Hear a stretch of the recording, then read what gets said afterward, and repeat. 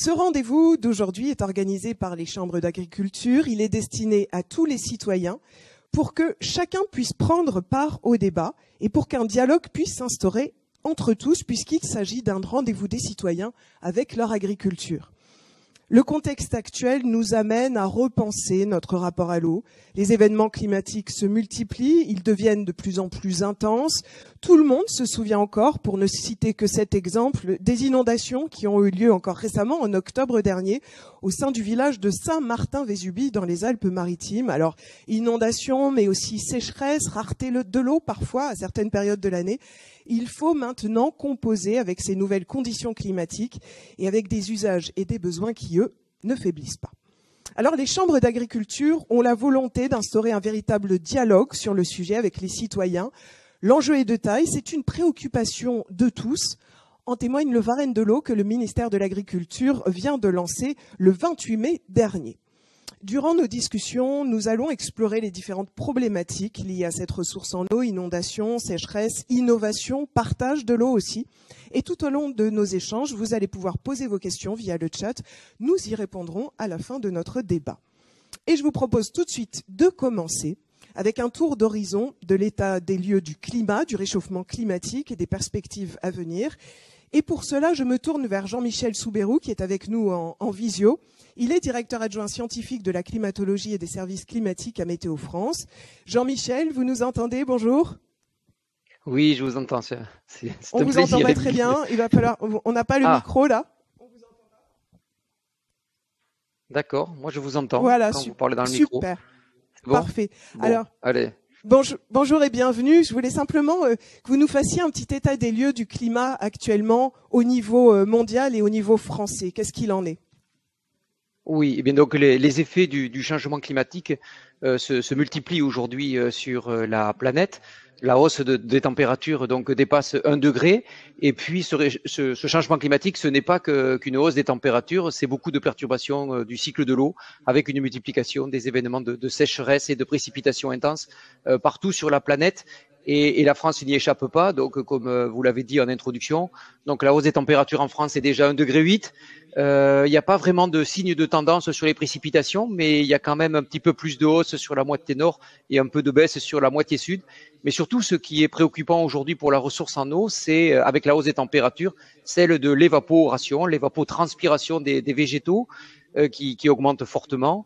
Et en parallèle, donc, l'assèchement progressif des sols aussi, donc, qui sont très sensibles. Donc, depuis les années 60, on observe donc une baisse de la ressource en eau disponible en France d'au moins à peu près une dizaine de %. Et alors, qu'est-ce qu'on peut dire pour la suite? Parce que là, c'est l'état de lieu actuel, l'évolution jusqu'à maintenant, mais qu'est-ce qu'on peut attendre pour l'avenir? Donc, des nouveaux jeux de données a été produit par Météo France en début d'année, donc qui s'appelle DRIAS 2020. Donc, il est en cours d'exploitation. Il va avoir des simulations hydrologiques qui vont être produites dans les prochains mois. Ce que l'on sait déjà, donc, c'est que la hausse des températures va se poursuivre, encore 1 degré ou 1,5 degré d'ici le milieu de siècle. Et ça va entraîner donc aussi une hausse de l'évaporation. Cette hausse de l'évaporation, elle ne va pas être compensée par les précipitations, donc il n'y a pas de signe toujours d'évolution des précipitations. On attend plutôt des différences saisonnières par rapport à aujourd'hui, donc plus de précipitations l'hiver, moins de précipitations l'été, mais ça, c'est pas une bonne information pour l'agriculture. Merci beaucoup pour ce tour d'horizon qui nous donne un bon aperçu de la situation actuelle et de ce que nous réserve l'avenir. Donc, pas des très bonnes nouvelles et il va falloir s'activer pour changer la donne. Merci beaucoup, Jean-Michel Soubérou, pour ces informations. Merci, Émilie. Je vous propose de continuer notre débat avec notre première séquence sur les inondations et le recours aux champs.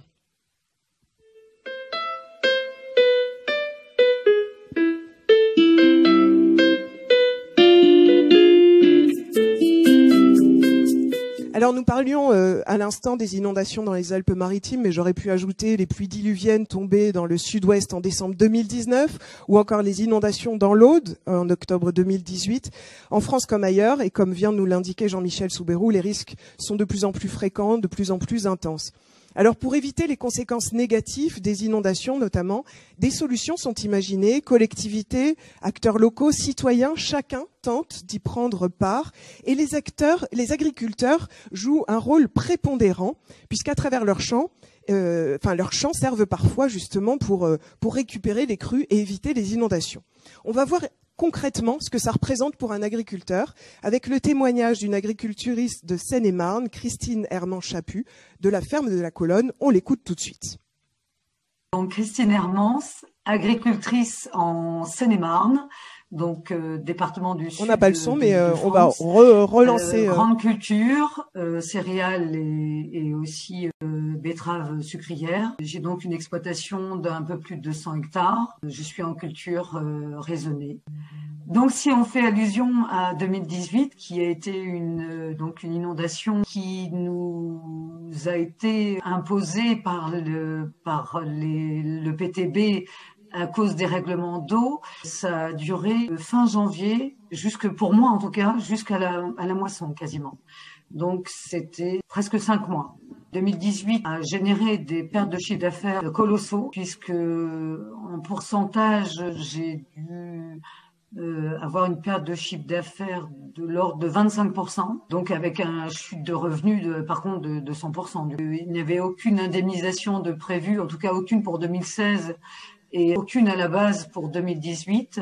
Le seul bonheur que nous avons eu, c'est que la métropole du Grand Paris, qui est intervenue a posteriori, qui a eu conscience donc du service rendu et qui a donc mis en place une indemnisation exceptionnelle pour pouvoir donc compenser un petit peu le service, mais ça ne correspond pas du tout à notre perte de chiffre d'affaires et encore plus de revenus. Par contre, il y a eu aussi entre-temps des progrès puisque des chartes se sont signées. Quand on rend ce service de noyer notaire, je pense que les habitants ne se rendent pas tout à fait compte du service qu'on leur rend en sauvegardant donc les vies humaines et les infrastructures. La seule chose que l'on pourrait faire pour la profession lorsqu'il y a ce service rendu à la nation, ce serait effectivement de mettre en place un système d'indemnisation durable. On avait calculé à l'époque, je crois que 1 euro par habitant en Île-de-France, pour nous, ça y est, ça nous sauve.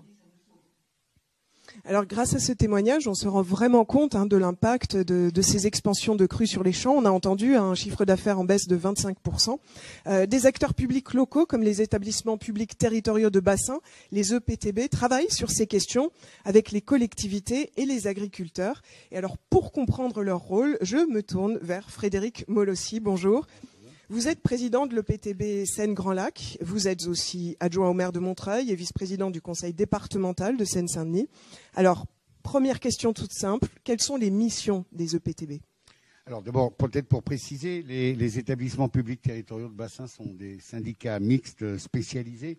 En réalité, cela signifie des groupements de collectivités qui réunissent des collectivités d'échelles différentes, volontaires et qui ont pour vocation de travailler et d'agir à l'échelle d'un bassin hydrographique d'intérêt général, notamment autour des questions de qualité de l'eau, des milieux, mais également la question des inondations et du soutien d'étiage, et le tout dans un but d'intérêt commun. Voilà. Et l'objectif de ces établissements, c'est d'accompagner l'ensemble des parties prenantes en développant à la fois de l'expertise et de l'ingénierie au profit notamment des collectivités qui y siègent, mais aussi de l'ensemble des acteurs. Et ces établissements peuvent également être maîtres d'ouvrage par subsidiarité des collectivités pour la construction d'ouvrages, leur gestion, leur entretien et pour la question relative au milieu notamment. Voilà. D'accord, alors ça c'est bien clair sur les missions des EPTB. Si on revient à notre question de la gestion de l'eau, comment on fait pour organiser ça à l'échelle d'un bassin ? Parce que vous l'avez dit, des parties prenantes, j'imagine, collectivités, citoyens, agriculteurs, acteurs économiques, chacun ont leurs besoins, leurs visions, leurs contraintes. Comment est-ce qu'on procède pour avancer sur ces questions ? Écoutez, d'abord, je pense qu'on procède par un travail de longue haleine, je dois dire, parce que vous l'avez souligné, beaucoup en effet de parties prenantes sont aujourd'hui concernés par les questions de l'eau et on voit bien, notamment à l'aune des changements climatiques, que les tensions en la matière risquent de s'accroître, ne serait-ce que à la fois sur la quantité, les aspects quantitatifs, mais aussi d'éventuels conflits d'usage. L'agricultrice tout à l'heure évoquait le fait que nous aurions porté une responsabilité sur une durée longue d'inondation en 2018. Je ne vais pas rentrer dans des discussions qui n'ont pas lieu d'être aujourd'hui. Simplement, cela témoigne du fait que nous devons poursuivre le dialogue entre les différentes parties prenantes, et notamment le monde agricole, parce que cette vision est une vision, pour le coup, que je ne partage pas. Mais encore une fois, ce n'est pas l'objet de la rencontre cet après-midi. Moi, je crois beaucoup, au fait qu'il faut que chacun des acteurs accepte de sortir d'éventuelles postures. 2, nous sommes des tenants, et j'essaye de faire avancer avec mes collègues la notion de co-construction. Voilà, c'est ensemble que nous devons construire. Il faut pour cela travailler ensemble, créer un climat de confiance, et surtout que nous partagions ensemble à la fois les problématiques qui nous concernent et en même temps de les confronter à une analyse de la situation hydrologique globale, à la fois d'aujourd'hui, mais en même temps savoir anticiper celle de demain. Alors, vous l'avez dit, hein, l'agricultrice disait perte de chiffre d'affaires et un impact fort. Comment vous travaillez justement avec les agriculteurs? Il y a des espèces de contrats quand ils acceptent justement d'avoir leur champ inondé. Il y a une contrepartie? Comment ça se passe? Alors, ça se passe. Bon, je voudrais juste peut-être témoigner à l'échelle de l'établissement que je préside. Il se trouve que lundi dernier, nous avons signé 5 conventions avec les chambres d'agriculture du territoire de reconnaissance de mon établissement, notamment sur les questions relatives aux zones d'expansion des crues. Bien. Et donc, cela témoigne d'abord, je trouve, d'un climat et d'un travail commun qui n'allait pas de soi, je dois dire, il y a quelques années. Bon signe. Très bon signe. Oui, ou disons les choses. Je pense que le monde agricole nous regardait, en l'occurrence, s'agissant de l'établissement, comme uniquement préoccupé de la situation de la zone dense francilienne, autrement dit Paris et éventuellement sa proche banlieue, nous soupçonnant parfois d'inonder des terres uniquement pour protéger le monde urbain, et peut-être que de l'autre côté, le monde urbain regardait trop souvent le monde agricole avec un regard un peu caricatural pour faire court de l'agriculture pollueur. Bien, je crois que nous avons ensemble, en près de 5 ou 6 ans, appris non seulement à nous connaître, à travailler ensemble, à échanger nos points de vue, à échanger de l'expertise, à échanger aussi de l'information. Et le travail a abouti, je vous le disais, sur 5 territoires pilotes dans lesquels nous avions une tradition de travail en commun, à la signature de conventions qui visent à maintenir, à restaurer des zones d'expansion des crues, qui sont une des solutions notamment aux épisodes d'inondation, mais aussi à créer éventuellement des zones dites de surinondation qui, elles, bien évidemment, entraîneront de manière évidente des dispositifs, j'allais dire, financiers. Voilà. Et je veux vraiment qu'on sorte de ça, parce que face à ce qui nous attend et aux défis qui attend chacune et chacun d'entre nous, nous ne pouvons pas faire autrement que d'essayer de travailler ensemble pour dégager des pistes qui soient des pistes d'intérêt commun et d'intérêt collectif. Moi, je crois vraiment beaucoup à ça. Et je dois dire que le monde agricole, en tout cas tous les hommes et les femmes que j'ai eu l'occasion de côtoyer, contrairement parfois à des images reçues, sont extrêmement sensibles sur ces sujets-là. Et nous avons même décidé, pour tout vous dire, en ce qui nous concerne, de travailler notamment avec la Chambre d'agriculture d'Île-de-France, y compris sur un sujet qui fait parfois polémique, mais en tout cas sur lequel il faut que nous ayons une approche, je crois, qui peut se compléter entre des établissements, comme par exemple la question du stockage de l'eau, notamment en période hivernale. Comment trouver des solutions qui respectent à la fois les questions environnementales, les questions de quantité et de qualité, et en même temps qui puissent dégager des pistes face au changement climatique. Donc, voilà les bonnes voies, je crois, celle de la co-construction, de la confiance et du travail, j'allais dire, qui se concrétise et qui se partage et qui peut faire l'objet d'exemples. Sortir un petit peu des postures, des caricatures et rentrer dans un dialogue, comme vous l'avez dit, quoi.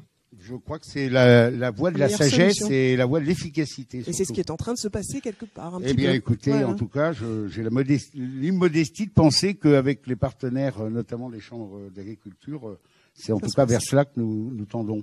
Merci beaucoup, Frédéric Molossi, pour ces explications. Et je vous propose de passer tout de suite à la deuxième partie de notre débat, qui concerne cette fois-ci plus spécifiquement les innovations et les nouvelles pratiques que l'on peut développer en agriculture.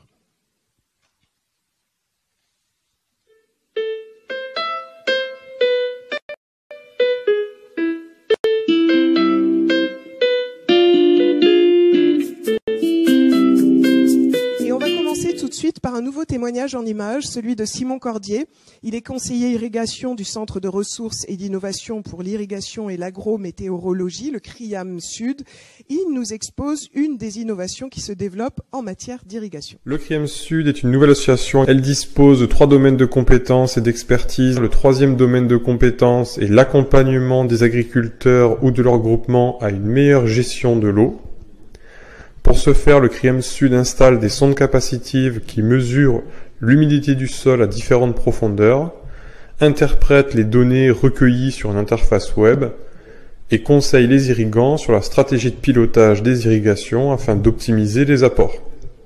Le CRIAM Sud, dans le cadre de projets d'expérimentation, teste également des outils innovants tels que la gestion automatisée des électrovannes afin de réduire encore les consommations en eau. Je vais vous présenter ici l'installation d'une sonde capacitive. La sonde capacitive mesure les humidités du sol à différentes profondeurs. Sur ces sondes à 5, 15, 25 cm de profondeur. On a aussi des sondes qui font jusqu'à 60 cm pour des cultures avec une implantation racinaire plus en profondeur.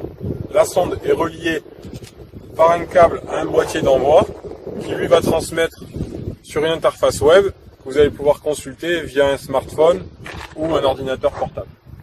J'installe la sonde.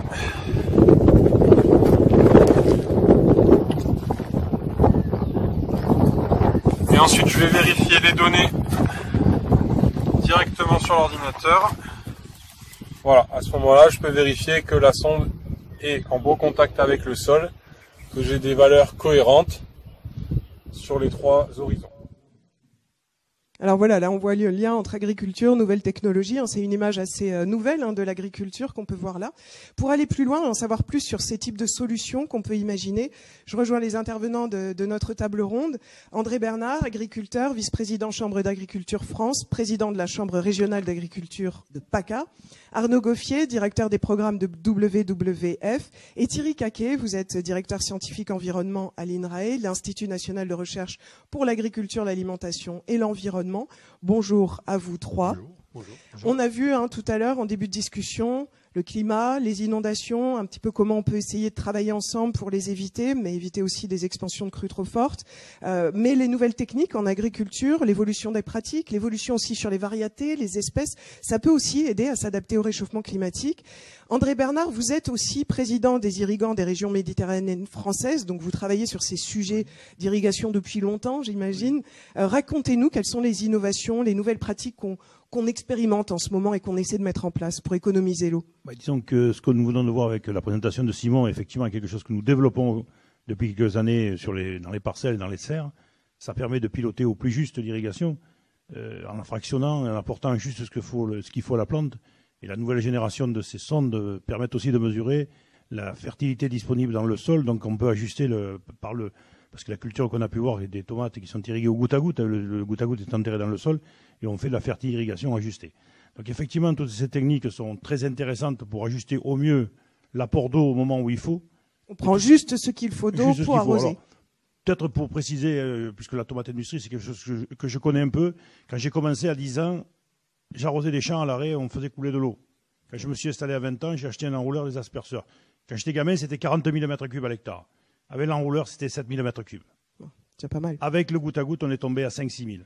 Et avec ce système-là, en fractionnant, on tombe à 2500-3000 m3 à l'hectare. Voilà ce que j'ai pu, en une cinquantaine d'années, voir et le vivre chez moi, puisque ces sondes, il y en a chez moi sur l'exploitation. Alors ça, c'est une technique qui permet d'économiser l'eau. Après, l'eau, il y a aussi d'autres façons d'aboutir à ce défi que nous devons relever. Ça a été dit tout à l'heure par le premier intervenant. Il y aura de moins en moins de précipitations, et surtout dans une période beaucoup plus concentrée sur certaines périodes. Donc cette eau, il faut pouvoir la stocker et pouvoir la mener au bon moment où il faut, quand il faut. Nous ne sommes pas il y a un phénomène de baisse, mais nous sommes surtout dans un besoin de gestion optimisée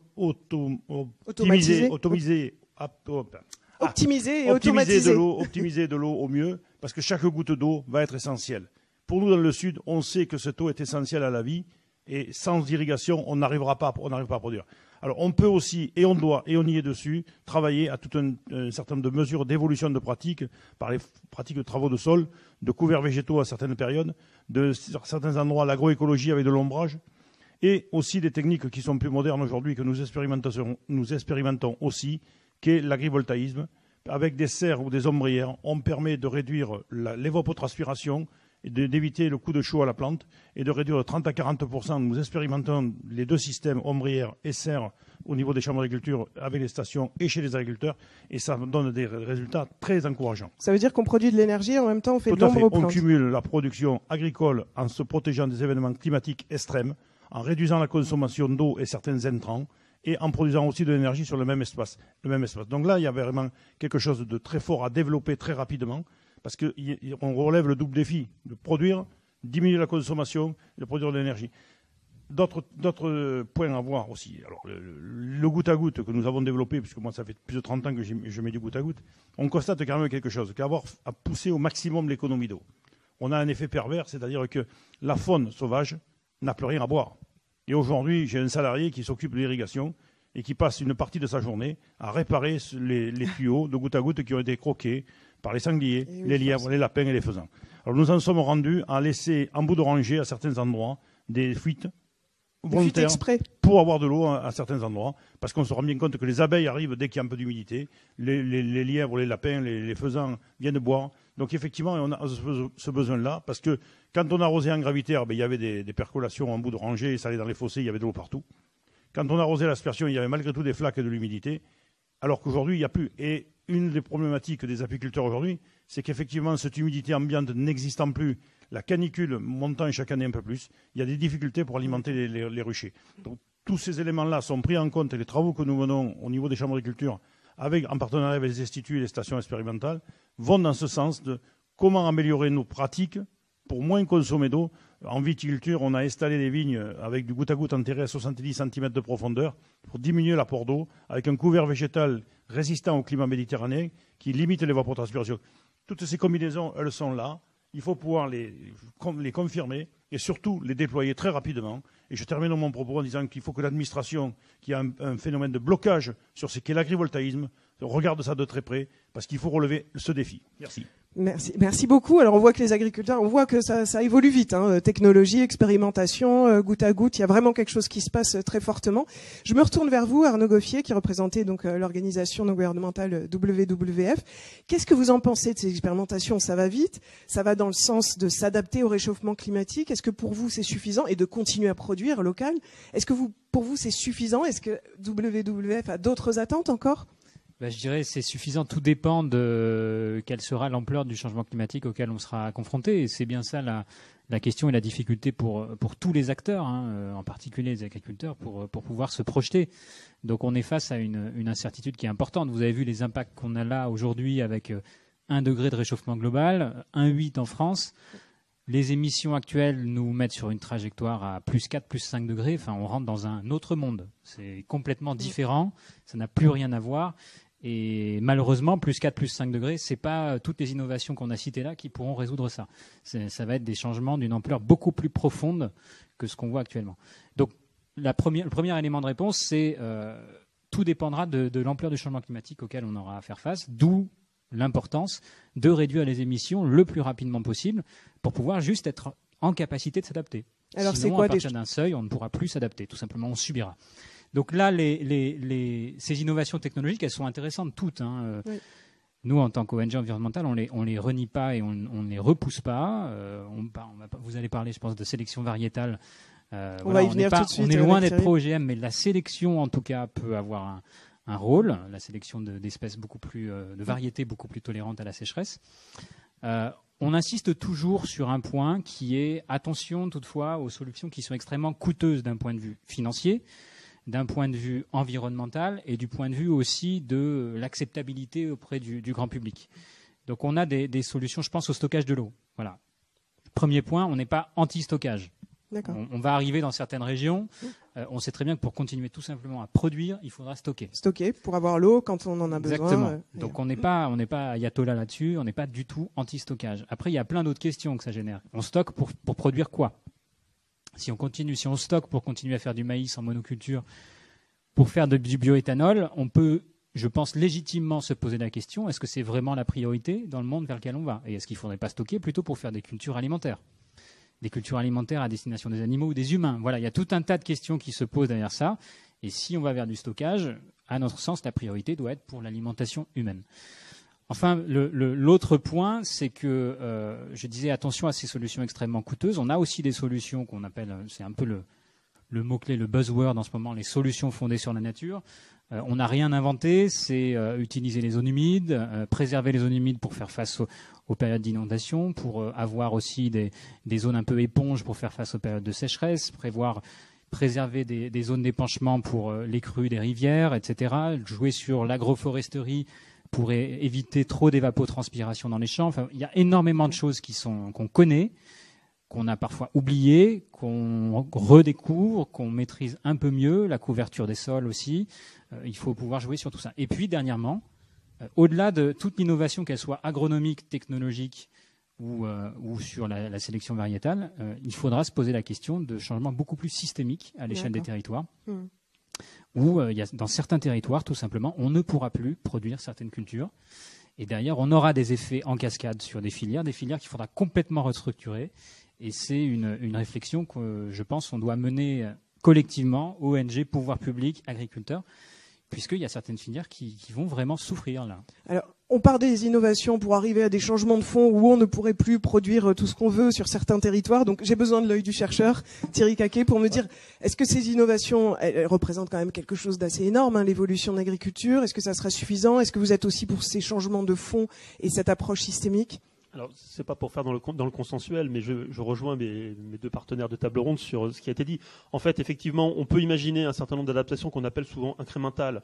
Donc, certaines ont été évoquées. On peut parler de la sélection variétale. Alors, quand on dit sélection variétale, c'est pas nécessairement d'ailleurs de nouvelles variétés, mais c'est de tester les variétés du catalogue, parce qu'il y en a beaucoup qui sont pas forcément utilisées, mais dans les conditions futures. Et ça, c'est des systèmes qu'on déploie notamment à INRAE, mais d'autres le font, où on teste dans des conditions de température augmentée, de CO2 augmenté, que donnent ces variétés anciennes, et puis les variétés nouvelles qu'on essaye de sélectionner.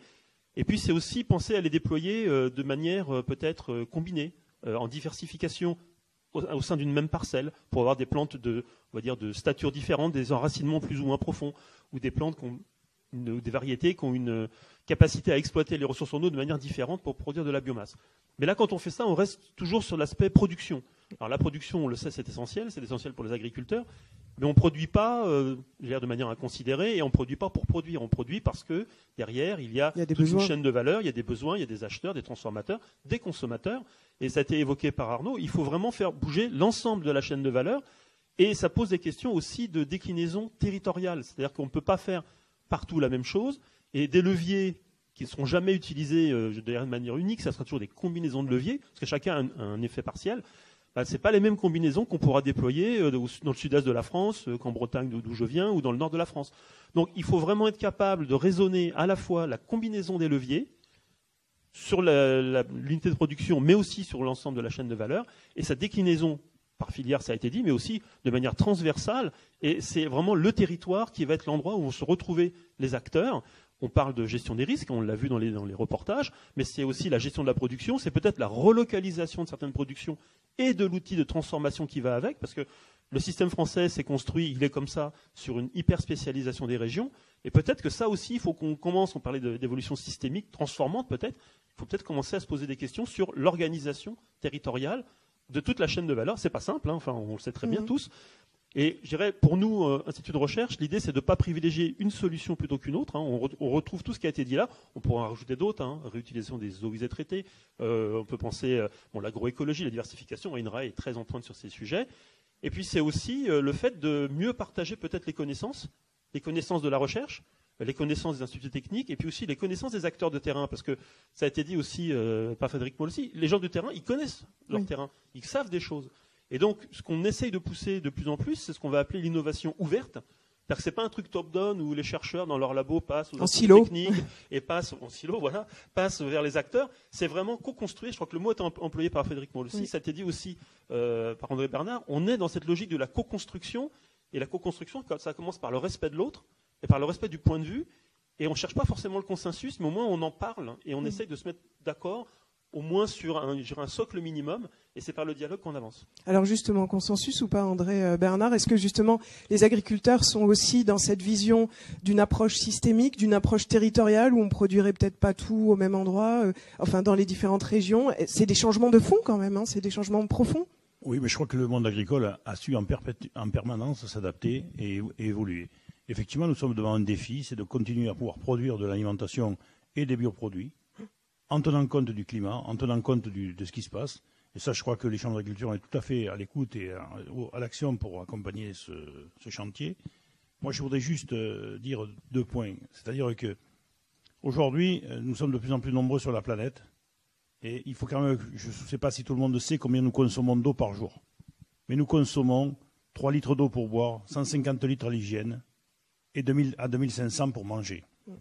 Cette eau qui tombe et que nous utilisons qu'à hauteur de 1,5% par l'irrigation en France, il faut peut-être qu'on ait une capacité, vous l'avez dit, à construire des retenues pour pouvoir stocker l'eau quand elle tombe de façon abondante, éviter ou diminuer les phénomènes de crue, mais ça restera quand même limité, ne rêvons pas. Hein. Par contre, les retenues que vous faites pour éviter les crues, il faut peut-être les faire un peu plus grandes et laisser 10-15% de plus d'eau pour pouvoir répondre aux besoins des agriculteurs pendant l'été. C'est ce qui se passe à Serre-Ponçon, puisque sur les 2 milliards de mètres cubes stockés, 200 millions sont réservés à l'agriculture, le reste c'est pour l'usage humain. Si vous venez en vacances dans le sud-est, sur la Côte d'Azur, c'est parce qu'il y a Serre-Ponçon et le Verdon. Sans ça, l'été, ça serait un désert. Donc il y a des visionnaires qui l'ont fait au siècle dernier. Nous en sommes aujourd'hui à un virage dans ce qui se passe au niveau du climat. Nous devons absolument adapter nos pratiques, absolument faire évoluer nos cultures, mais aussi repenser cette vision sur le stockage de l'eau et le partage de cette eau qui est essentiel. Et le monde agricole est le premier à économiser l'eau pour le laisser aux autres.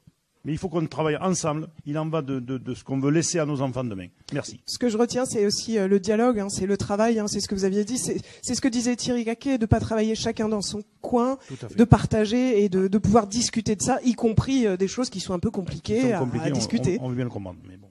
On parle de bien commun, et bien commun, c'est à la fois la santé, c'est bien sûr l'eau, c'est l'air que l'on respire. Et effectivement, le fait de pouvoir se nourrir de manière saine et durable, ça fait partie pour moi d'une logique de bien commun. Peut-être pour compléter ce qu'a dit André Bernard, on parle de retenues. Alors les retenues, on faut pas les faire partout, n'importe comment. Et stocker de l'eau, ça a un impact aussi sur la qualité de l'eau que l'on stocke. Donc des retenues à ciel ouvert où on va avoir une perte par évaporation, peut-être une eutrophisation par des dépôts d'azote par exemple, c'est pas forcément une eau de très bonne qualité. Et donc il faut raisonner aussi la qualité de l'eau qu'on stocke, parce que cette eau qu'on va utiliser pour l'irrigation, elle va aussi se retrouver après, pour une partie peut-être dans le milieu naturel. Donc on a aussi un impact indirect sur les milieux naturels.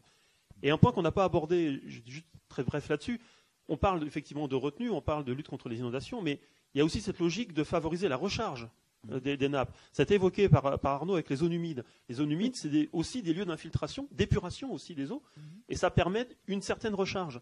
Et on connaît tous le problème de l'artificialisation d'une grande partie du territoire. Alors, les chiffres, on peut toujours en discuter, un département. On dit un département. Voilà, bon. Mais sans rentrer dans un débat de chiffres, le simple fait de favoriser, lorsque le substrat le permet, l'infiltration pour la recharge des ressources profondes, qui elles ne sont pas altérées par l'évaporation, c'est une mesure qu'on pourrait qualifier de sans regret.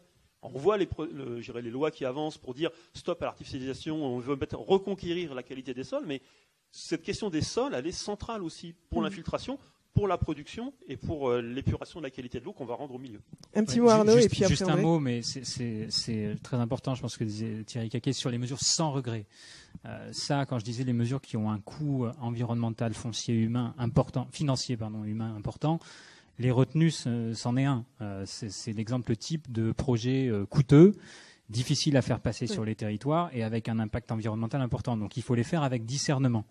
Et surtout se projeter, parce qu'une retenue, elle est là pour 70, 80 ans. Serre-Ponçon, je ne sais pas quel âge il a 60, 70 ans le barrage. 60 ans plus. Voilà, Serre-Ponçon, c'est un très beau barrage, encore faut-il être en capacité de le remplir. Dans les années qui viennent, vu l'état de l'enneigement dans les Hautes-Alpes et dans les Alpes du Sud, je ne sais pas quelle est la capacité de remplissage du barrage de Serre-Ponçon. Donc quand on construit une retenue aujourd'hui, il faut pouvoir se projeter en horizon 50-70 ans. Alors que des solutions fondées sur la nature, on citait les zones humides, ce sont des solutions sans regret et surtout assez facilement réversibles. André, un mot pour conclure un petit peu notre table ronde et pour parler de ces solutions naturelles. Le monde agricole sur Serre-Ponçon à travers la commission exécutive de la Durance, on a fait 40% d'économies sur le volume d'eau utilisé par l'agriculture depuis les années 60. Pas mal. Premier chiffre. Deuxièmement, tout individu qui met en bas de ses gouttières des cuves pour récupérer l'eau, pour arroser son jardin ou laver sa voiture, est un très bon citoyen.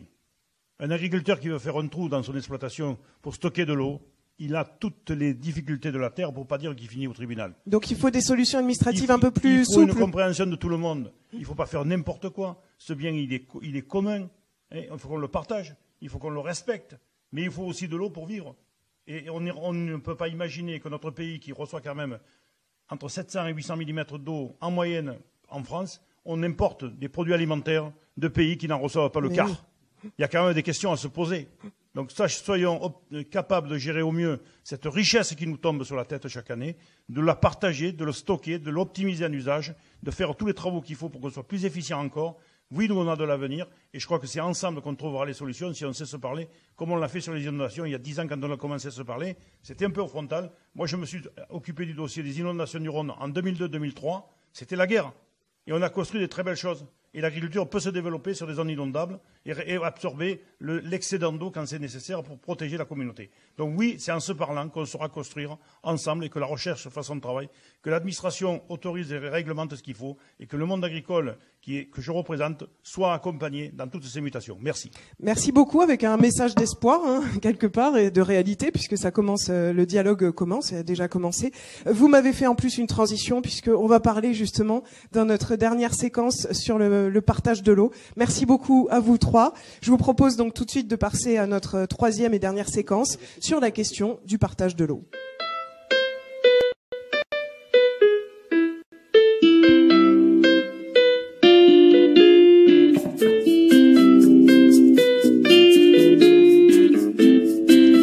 En matière d'eau sont multiples, on en a parlé, les usages sont très divers et la ressource se raréfie.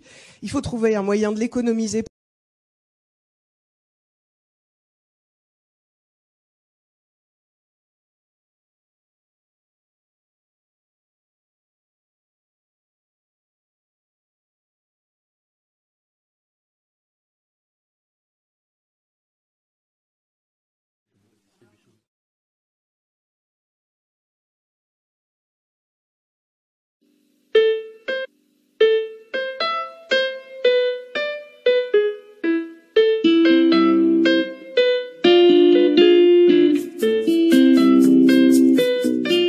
On arrive sur notre troisième partie qui concerne le partage de l'eau, puisqu'on l'a vu tout à l'heure, les besoins en matière d'eau sont multiples, les usages sont très divers et la ressource se raréfie.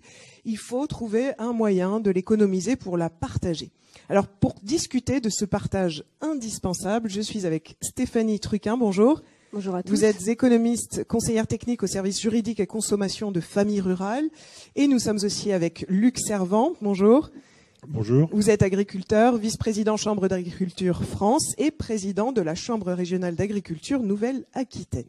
Je commence tout de suite côté consommateur, on va changer, avec Stéphanie. Donc, quelles sont les attentes des consommateurs? Qu'est-ce qu'ils y comprennent sur ce partage de l'eau? Est-ce qu'il y a des choses à dire, des demandes, ou quelles sont les attentes? Bien, les attentes des consommateurs tournent autour de trois axes. Le premier axe, c'est que les consommateurs veulent avoir un accès à une eau de qualité. Deuxième axe, au juste prix. Troisième axe. Donc on voit que le monde agricole peut avoir un impact sur ces trois axes. Je vous donne un exemple assez simple. Quand un consommateur passe devant un champ, alors qu'on est en restriction parce qu'il y a une sécheresse, et qu'il voit un tourniquet avec un champ qui est arrosé au tourniquet, le consommateur est un peu énervé. Alors il est énervé pas juste parce que il peut pas remplir sa piscine alors que l'agriculteur, voilà, là c'est un petit peu anecdotique. C'est caricatural. C'est caricatural. De même que l'agriculteur avec son tourniquet, c'est aussi caricatural, je sais bien. mais c'est aussi surtout parce que les consommateurs de nos jours ont intégré les aspects environnementaux et ont de plus en plus d'attentes d'un point de vue développement durable et environnement. Alors ça, c'est un vaste sujet, mais on voit bien qu'il y a des attentes vis-à-vis des agriculteurs sur l'aspect eau et partage de l'eau. Et il n'y a pas forcément de dialogue et de communication entre les deux. Enfin, alors, entre les deux mondes. Ce sont deux mondes qui ne se connaissent pas trop et qui se comprennent pas trop non plus.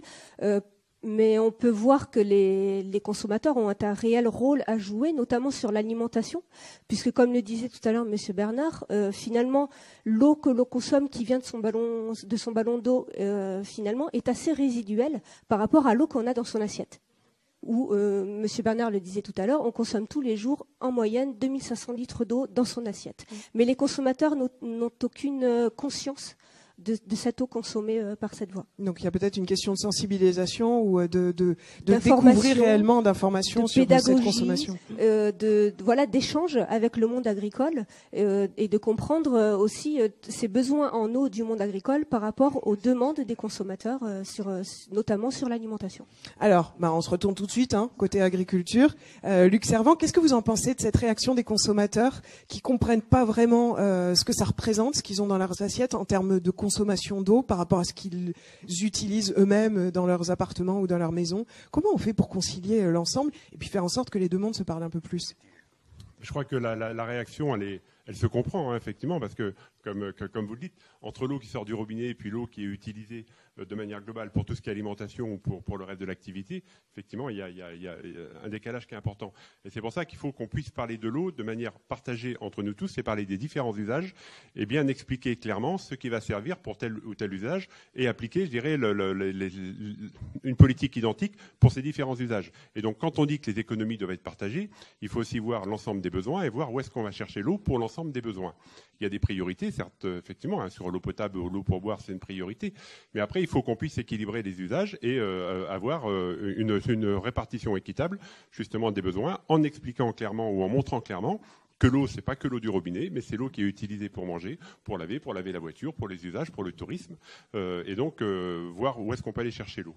Et cette idée d'avoir cette réflexion avec l'ensemble des acteurs, justement l'ensemble des besoins, et de voir derrière où on va chercher l'eau, si elle est disponible dans le milieu, et on sait que l'été, ça a été dit, elle le sera de moins en moins, et donc il faut aller la chercher ailleurs avec les priorités qui sont aussi écrites de protection du milieu ou de l'eau pour l'eau potable, par exemple. Où est-ce qu'on va chercher l'eau ailleurs après? Est-ce qu'elle est disponible à un moment donné sur l'année? Et on rejoint la question du stockage, de la gestion aussi des crues et des inondations. Ou est-ce qu'elle ne l'est pas et à quel niveau elle l'est? Et tout ça, ça ne peut pas se gérer de manière globale sur le territoire de la France. Ça se gère territoire par territoire, voir ce qu'on peut faire comme type d'agriculture, les disponibilités en eau, est-ce qu'on prend la ressource, comment on se la répartit. Et je crois qu'il faut aussi montrer, et j'en profite justement parce que la représentante des consommateurs est là, que l'eau, et vous l'avez dit, ça a été dit, c'est aussi pour l'alimentation, et que l'eau qui est utilisée pour l'agriculture, alors il faut la gérer de manière efficiente, et ça je reconnais que si on arrose la route, c'est mal compris, mais ça c'est effectivement, nous de notre côté, il faut qu'on puisse régler ce genre de problème que l'on rencontre hélas encore. Mais que l'eau qui est utilisée pour l'agriculture, c'est aussi pour l'alimentation. Et si on ne le fait pas chez nous, comme l'a dit mon collègue André Bernard, c'est des produits qu'on importe. On importe de l'eau virtuellement en France de manière importante, de pays qui en ont moins aujourd'hui. C'est pas très... Donc c'est un projet à la fois de territoire peut-être très large, mais qu'on ramène sur. C'est pas très écologique non plus. Et non, c'est pas très écologique parce que des pays en ont beaucoup moins et la gèrent moins que nous. Et je reviens sur votre approche territoriale justement avant de repasser la parole à Stéphanie. Ça veut dire quoi? On se met tous autour de la table, consommateurs, citoyens, acteurs économiques, agriculteurs. Comment on fait concrètement? Et puis les acteurs locaux aussi, enfin les collectivités, comment ça se passe? C'est l'idée qui est sortie des projets de territoire de gestion de l'eau, PTGE, c'est un terme que l'on on repart sur les sigles forcément. De plus en plus, voilà. Projet de territoire de la gestion de l'eau qui est sorti au travers des décrets et des textes, et donc qui va demander sur les bassins où il y a des difficultés, justement de mettre tout le monde autour de la table, de voir comment on gère l'eau, de voir où est-ce qu'on va la chercher. Il faut que ce soit accompagné par les élus, par les collectivités, par les pouvoirs publics qui ont aussi un rôle là-dessus. Il ne faut pas gérer uniquement quelques acteurs de l'eau, se déchirer parfois entre eux ou trouver des accords quand ça va bien, mais je crois qu'il y a un engagement fort puisque l'eau, c'est pas que la pénurie quelques semaines l'été, c'est quand même la gestion des crues, c'est aussi l'avenir, c'est le changement climatique, c'est quelle vie on veut, quelle agriculture. Donc je crois qu'il y a vraiment des enjeux très forts qui doivent être aussi accompagnés. Alors Stéphanie, justement, cette approche de se mettre tous autour de la table au niveau d'un bassin, enfin d'un territoire, est-ce que ça peut parler aux consommateurs? Est-ce qu'il peut s'impliquer dans cette démarche pour qu'il y ait un dialogue? Alors effectivement, c'est une très bonne idée et c'est une idée, je pense, essentielle. On a parlé de co-construction plusieurs fois. Effectivement, c'est l'un des enjeux de la gestion de l'eau. Après, il faut rester pour les consommateurs sur des aspects où les consommateurs peuvent s'intégrer. Et l'alimentation, je trouve, est un très bon aspect, avec des enjeux qui sont à la fois de très court terme, parce que, comme l'a dit WWF, il faut aller très rapidement, il faut aller vite, et en même temps, pour rebondir sur l'idée d'une évolution systémique de l'agriculture, on est là dans un temps beaucoup plus long. Et du coup, la question, c'est comment les consommateurs peuvent s'intégrer dans ces réflexions à la fois de court terme et de long terme. Et par exemple, sur l'alimentation, nous, à Famille Rurale, on fait des ateliers sur le bien manger qui, aujourd'hui, ne prennent pas en compte encore cette question de l'eau. Mais dans le bien manger, il y a par exemple manger local et manger de saison, ce qui va avoir un impact sur la gestion en eau. Et du coup, comment les demandes des consommateurs peuvent évoluer vers des produits qui sont économes en eau, qui sont peu intensifs en eau, et ce qui va aller de pair, ils vont modifier leurs demandes. On espère qu'ils vont modifier leurs demandes et du coup accompagner l'évolution du systémique du modèle agricole pour que cette évolution systémique réponde à une demande qui aura évolué vers moins de consommation en eau. Oui, c'est dans la table ronde précédente, on parlait des évolutions des espèces, des cultures. Exactement. Pour s'adapter à ça, c'est aussi une acceptation du consommateur de voir une production locale un peu différente, mais plus adaptée au changement climatique. Au changement climatique et aux capacités en eau du territoire. Luc, vous aviez des exemples, je crois à Niort ou quoi, justement où il y a cette idée de partager, de dialoguer, de se mettre ensemble pour décider des usages de l'eau et du partage. On voit aujourd'hui sur certains territoires des projets de territoire qui ont abouti avec un consensus très large. Alors il n'y a pas toujours, c'est pas toujours unanime, des consensus très larges, puisqu'on intègre justement dedans la question des milieux, la question de l'eau potable, mais la question de la production agricole. Donc voilà, il faut mettre les différents enjeux, les différents acteurs et des projets qui sont portés de manière large et compris ensuite par tout le monde. Et les consommateurs, je vous repose la question parce que vous m'avez pas vraiment répondu. Est-ce qu'ils peuvent s'impliquer là-dedans ? Est-ce que les citoyens, la question est pour les deux finalement. Est-ce que c'est souhaitable que les citoyens soient dans ces instances et est-ce que dans cette organisation territoriale et est-ce que les consommateurs sont volontaires, s'impliqueraient là-dessus ? Je pense qu'il y a des aspects pédagogiques qui peuvent être remplis par une rencontre entre les consommateurs et les agriculteurs, notamment je pense au milieu scolaire. Très bien. Parce que c'est apprendre les bons gestes pour bien manger. Je pense que ce sont les enfants c'est le bon endroit, les jeunes, les cantines. C'est le bon endroit, voilà exactement. Où vous avez raison, les cantines, des rencontres entre les personnes responsables des cantines et les agriculteurs. Ça, ce sont des aspects très concrets. Dans la vie des enfants ou même de leurs parents et des aspects très concrets qui permettent une rencontre assez simple entre ce monde agricole et le monde des consommateurs. Luc Servance, sur la mobilisation des citoyens et leur implication. Oui, parce que justement, le côté alimentaire, je crois, est important, et vous l'avez dit. Et quand on voit aujourd'hui la question alimentaire, peut-être, quand on parle des fruits et légumes, l'importance dans l'alimentation des protéines végétales, c'est des productions aussi qui consomment de l'eau. Alors aujourd'hui, on en apporte de plus en plus. On apporte de plus en plus de fruits et légumes. On apporte aussi beaucoup de protéines.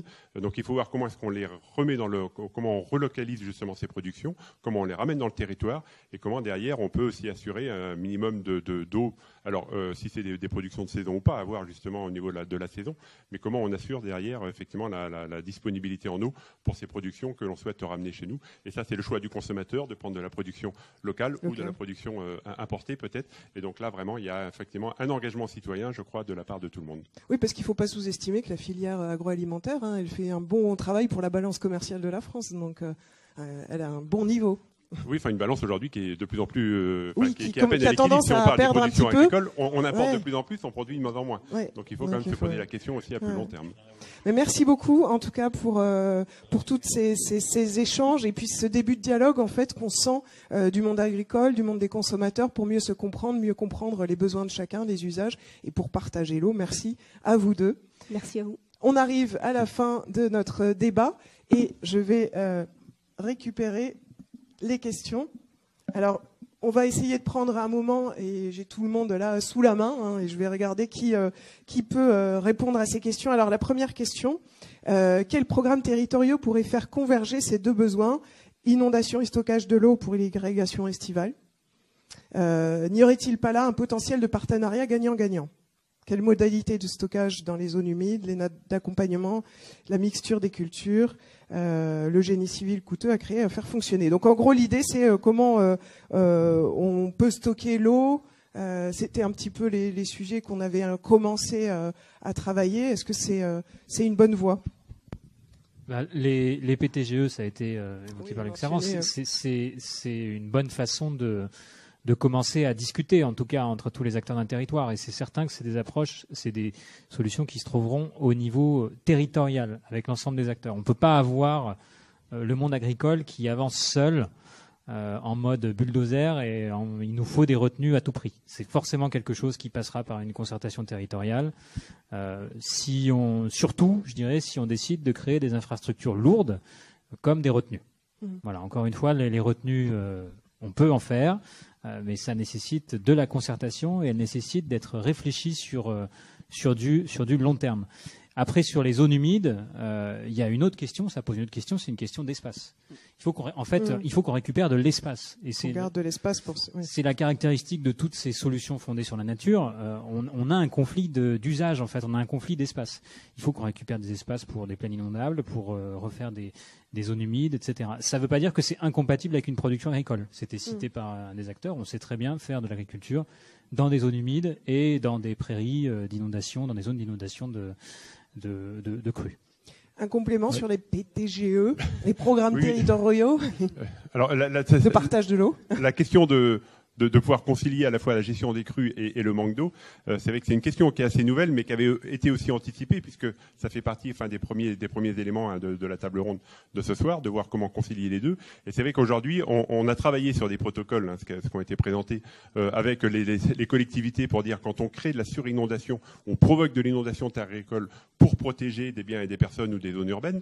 C'est vrai que là, on peut se dire peut-être qu'il y a moyen de gérer différemment, de pouvoir en garder une partie, alors soit dans les zones humides qui sont là pour ça, ou sur d'autres ouvrages, d'en garder une partie pour l'étiage. On faisait le constat au lancement l'autre jour du Varenne de l'eau là au ministère, qu'en 2 mois, on a quand même des territoires qui sont passés de crues à une gestion de sécheresse, quoi. Parce que peut-être que l'eau est partie trop vite, ou en tout cas peut-être parce qu'on n'a pas su la garder par un moyen ou par un autre. Donc il faut maintenant qu'on concilie les deux avec un changement climatique, ça a été dit, qui va amplifier à la fois les crues et amplifier les sécheresses. D'accord. Alors on passe sur une autre question qu'on a un peu abordée, peut-être André ou Thierry. Pourquoi ne pas trouver des solutions pour limiter l'évapotranspiration? Et que pensez-vous du développement des ombrières dont on a un peu parlé tout à l'heure avec André? Ça fait partie des solutions qui sont sur la table. Alors c'est vrai. Alors André complétera. L'agrivoltaïsme fait partie des solutions. Alors à la fois, on l'a dit par André, pour la production d'énergie, pour le fait de pouvoir cultiver dans des climats qui deviennent un peu extrêmes, y compris pour protéger contre les chutes de grêle, parce qu'on a des panneaux qui permettent de résister à la chute de grêle, tout en conservant en dessous une production végétale significative. Donc ça fait partie des solutions. Du bouquet de solutions qu'on peut mobiliser. Après, se posent encore des questions. Alors, il y a des questions réglementaires, si j'ai bien compris, et puis des questions sur les impacts sur la biodiversité, par exemple, en dehors de ce qui pousse sous les panneaux. Et c'est des questions qui montent à l'agenda des opérateurs. Je pense notamment à l'ADEME, qui est un partenaire très fort d'INRAE, qui nous sollicite de plus en plus pour nous dire, finalement, on voit ça qui émerge, on n'est pas contre a priori, mais est-ce qu'on a des informations sur les effets sur la biodiversité, sur le sol quand c'est des panneaux solaires qui sont au sol? Bon, toute solution doit être évaluée, mais les ombrières, c'est une solution d'avenir. Je vois André qui s'agite et qui a envie de répondre là-dessus. Je pense qu'effectivement, il faut bien dissocier le photovoltaïque qui est sur les toitures, et là c'est bénéfique, et les ombrières et les serres, et peut-être d'autres systèmes qui vont émerger, qui rendront le service de se protéger du soleil au maximum quand il est au maximum, de pouvoir par des filets, quand on a des ombrières dynamiques, mettre des filets qui vont permettre d'avoir des vergers qu'on n'aura plus besoin de traiter parce qu'ils seront des filets insert-proof et se protéger de la grêle et réguler le vent aussi. Et quand on est sous des serres photovoltaïques, et là je parle de quelque chose que je connais bien parce que je l'ai une chez moi, aujourd'hui on peut bien voir la différence qu'il y a. Une serre, alors le problème c'est que dans une serre, par l'inconscient des gens, c'est là où on produit beaucoup. Moi, aujourd'hui, j'ai une serre qui est un abri pour me protéger des événements climatiques extrêmes, mistral, grêle, pluie, un peu de la température et de la chaleur. Quand il fait chaud dehors, il fait moins chaud sous la serre qu'à l'extérieur. Avec ça, j'arrive à faire pousser des plantes en consommant 30 à 40% de moins d'eau et à permettre aux collaborateurs, aux salariés qui travaillent sous la serre, d'avoir des conditions de travail qui ne sont pas celles du plein champ. D'utiliser des techniques qui permettent d'optimiser. Donc je crois qu'il faut quand même qu'on utilise très rapidement ces techniques-là. Les ombrières, pareil, on en a installées sur des vergers et sur des vignes, et on vient de planter des cerisiers de nouveau sous ce type d'infrastructure, parce qu'effectivement, ça permet d'avoir une végétation importante. C'est à 5 mètres de haut. J'ai visité une serre l'autre jour, une nouvelle génération. On est à 7,50 m en haut fêtage. Je peux vous dire qu'à l'intérieur, on peut faire pousser des plantes et toute espèce de culture. Et effectivement, la biodiversité à l'intérieur est liée. Parce que vous avez des herbes qui poussent, vous avez un certain nombre d'insectes qui peuvent rentrer. Et à l'intérieur, vous pouvez aussi vous protéger par rapport aux ravageurs. Donc, il y a un gros intérêt. Et en plus, on produit de l'énergie et on la produira partout. Mais là, on en a besoin. Parce que ce n'est pas une concentration sur une masse. Je veux dire, les 2 bâtiments chez moi et la serre, c'est 2 fois la consommation électrique du village. C'est 2000 habitants le village, c'est 4000 habitants. Je pense et je crée de l'emploi et je produis des produits de proximité. Je pense quand même qu'il faut quand même qu'on se pose bien la question. Alors, c'est pas parce que je l'ai fait moi, mais je le vis personnellement. Donc, je pense qu'il y a vraiment quelque chose à faire de ce côté-là. Je voudrais faire réagir justement Stéphanie Truquin, donc famille rurale, le côté consommateur. Quand on voit tout ça, ces évolutions, tout à l'heure on parlait des nouvelles technologies, on a vu dans les champs les sondes. Est-ce que les consommateurs ont conscience de ces évolutions au sein des exploitations agricoles et que chacun essaie de trouver des solutions pour améliorer? Je pense que les consommateurs ont conscience que les agriculteurs font face au stress hydrique, ça ils en ont conscience, mais ils n'ont pas connaissance de tout ce qui est mis en place dans le monde agricole, de toutes les solutions qui sont mises en place dans le monde agricole. Et c'est là aussi où il y a une certaine pédagogie à faire vis-à-vis des consommateurs pour réconcilier un peu et pour pouvoir co-construire des solutions en mettant tout le monde autour de la table. Monsieur Bernard disait tout à l'heure que quand il s'est agi de mettre en place des solutions, c'est compliqué parfois. Ça avait pu être un petit peu musclé au départ. Aujourd'hui, on en est entre consommateurs et agriculteurs. On a parfois des réactions un peu musclées. Et avant de pouvoir construire quelque chose ensemble, il faut se comprendre. Donc on voit qu'il y a mettre les problèmes sur la table. Un petit peu de pédagogie ou de communication à faire autour de ce que vous mettez en place. On est ouvert. Très bien. Alors, on a le temps pour une dernière petite question. On voit encore beaucoup d'installations de systèmes de drainage des terrains se mettre en place. Est-ce que c'est cohérent? Thierry, peut-être? Je pense qu'on a beaucoup parlé de carences hydriques et puis des inondations. Puis entre les deux, il y a les sols gorgés d'eau qui sont naturellement riches en eau, qui retiennent l'eau.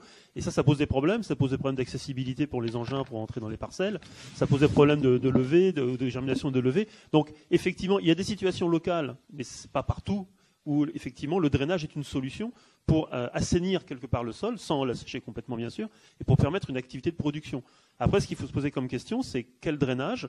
Est-ce que vraiment la situation impose de drainer? Et qu'est-ce qu'on fait des autres drainages aussi, parce qu'elles vont bien finir à un endroit donné. Donc comment on installe ça? Parce que ça a un coût aussi le drainage, installer des tuyaux, etc. Les changer quand ils sont colmatés. Donc c'est évoqué tout à l'heure par Arnaud. On doit se projeter sur des scénarios à plusieurs années, dizaines d'années. Et ce qui n'est pas évident, je vais peut-être terminer là-dessus en ce qui me concerne, c'est qu'on a évoqué tout à l'heure les incertitudes. Et rien de pire que de se projeter dans un monde incertain. Or, on n'a pas le choix, ça a été dit par plusieurs intervenants.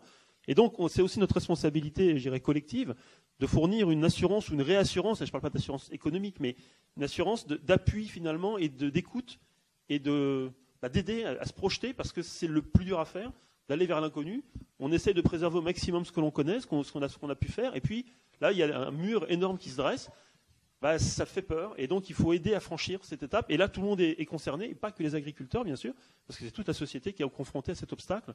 Il faut qu'on soit capable, ensemble, de trouver les solutions. Un petit mot, André, sur justement cette demande des consommateurs, un peu d'y voir plus clair sur ce qui se passe pour comprendre et pour accepter aussi peut-être plus les contraintes qu'ont les agriculteurs. Alors, je crois que oui. Je crois que ce soir, on innove dans ce type de débat, et c'est très bien. Les jeunes, parce que moi je fais partie d'une génération où j'ai découvert un peu tout ça et j'ai de la peine à suivre.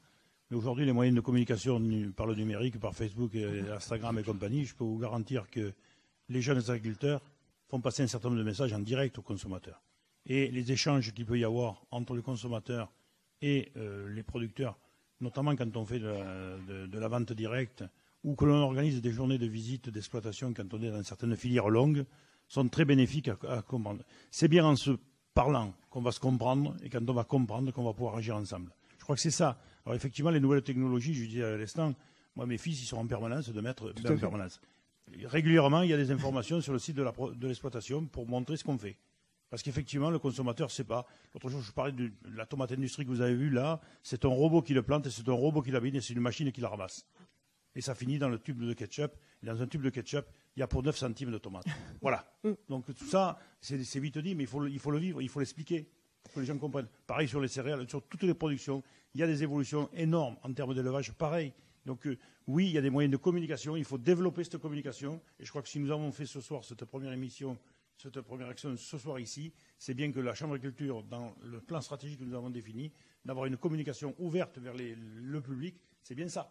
C'est une première. Voilà. Se parler pour mieux se comprendre, c'était en effet c'est l'objectif de ce rendez-vous des citoyens avec leur agriculture. Toutes les questions, bon, s'il y a d'autres questions, les équipes sont là pour vous répondre après coup.